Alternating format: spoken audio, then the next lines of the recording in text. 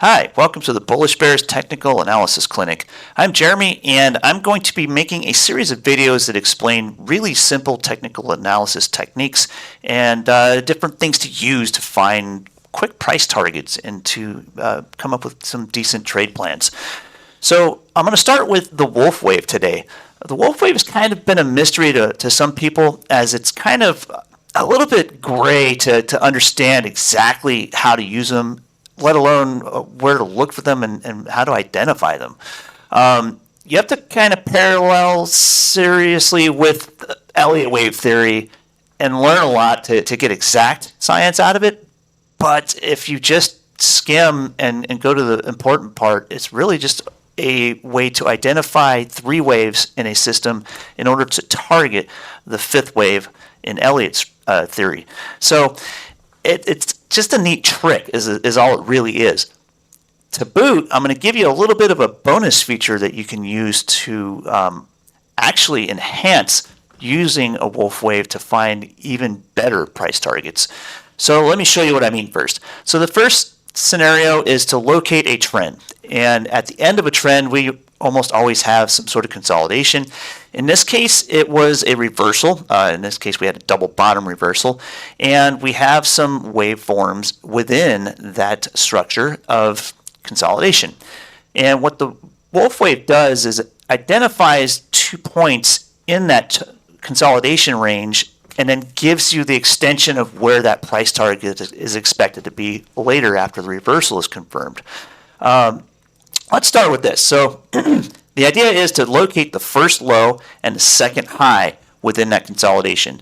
It's pretty simple here. We have the first low right here where I'm pointing. First high is here. Second low is here. And the second high is here. So we literally just grab I like to use a ray because I like to extend this infinitely without having to reach way to the right on my chart.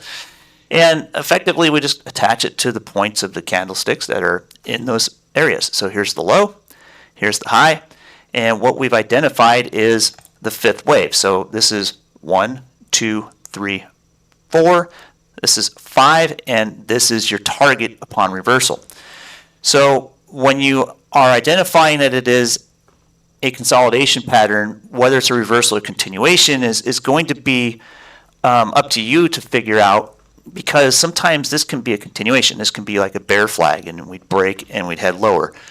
In that case, you would utilize the Wolfe Wave structure up here, even though there is no trend. You could locate the break point where that would fail, and that I'm not going to draw it, but it would be right here. This is where a bear flag failed, and of course, bulls took it over and ran it. There's the first target that they closed on this trade right in there. Now, to identify extensions of that target, you have a couple of ways you can do it. You can draw manual fan lines from fib levels identified within this consolidation, or you can just use this little handy tool on TradingView called the Fib Speed Resistance Fan. This thing is a godsend for drawing on charts, I'll tell you that. Let's have a look. So we identify the 2 points, and we literally just parallel them. We go right in, overlaying that right on top of our Wolfe Wave, and it gives us exactly where all of those fib extensions are to be. So then if we zoom in, we not only get our wave output target, we also get the extensions. We get this high here. We get support points, angular support for this pullback. It identifies the trend coming out of this, and it gives you pretty much everything within a channel on where you'd be looking for trend lines. And if you were long in this trade and you continue to be long in this trade, as long as you didn't break down below one of these trend lines, you were okay to keep holding until it crossed below the ideal trend line, which is right here. So this is where, ideally, if you were a swing trader and you got long down here on this break, that is where you would exit if you're trading on momentum.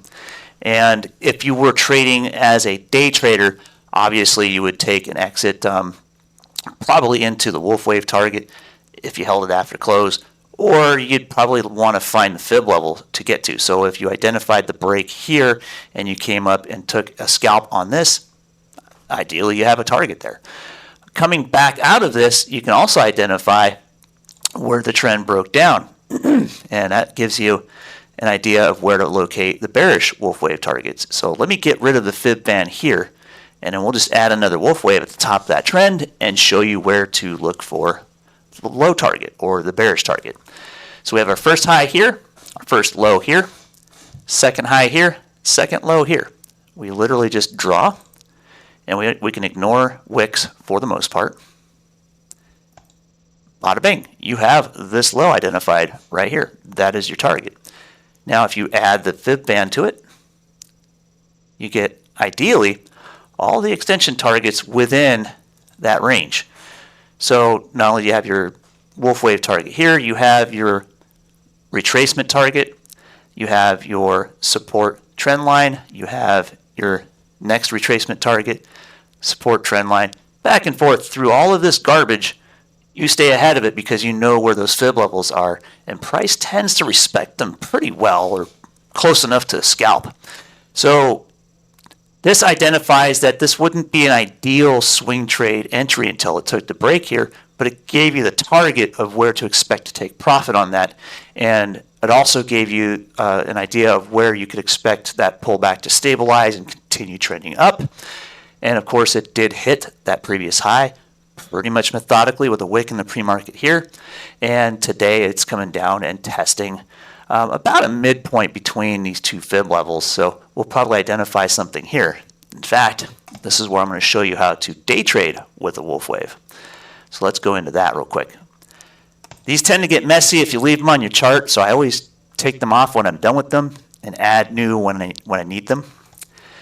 And on today's open, we actually had two Wolfe Waves we could identify. So on the open here, we had in the pre-market one series where we have a high, we have a first low, first high, second low, and it gave us a pretty good idea of where to find that extension low. Right on the open, right down here. It also gave us the idea of where to find the second low long after the open, right down here. This is a nice, beautiful measured move to that low. So it confirmed and verified that target to be the same twice. Now, if you identify that this is a big broadening pattern, you get another clue. In fact, so you get high, low, and if you were to attach your second point to here, because this is in open market time, now you have a break point. So now if this is a reversal, you can scalp this back for the half back. In my live stream this morning, I used this tool to identify the half back target, which is right into this base. Now, going further, if you add that Fib Fan tool right to this, point to point, now you got all the trend lines. And we can see that a scalper now has a way to make sense of chop. So you can trade reversals off of each of these fibs back and forth. You can identify measured moves really quickly, and you get pretty much everything that everyone else misses in a trend that is choppy as all get at. You can stay ahead of this and actually take some pretty decent trades out of this, just knowing where these targets are. So there's your bonus. And boy, is it one. So watch this video. Hopefully you've watched it to the end. And above all, help other people out. Share these with your friends. We do this to help people, and the more people we can help, the better we feel about ourselves, because we really enjoy helping people. We absolutely are here to do exactly that. Thanks again for joining us. We'll see you in the next video.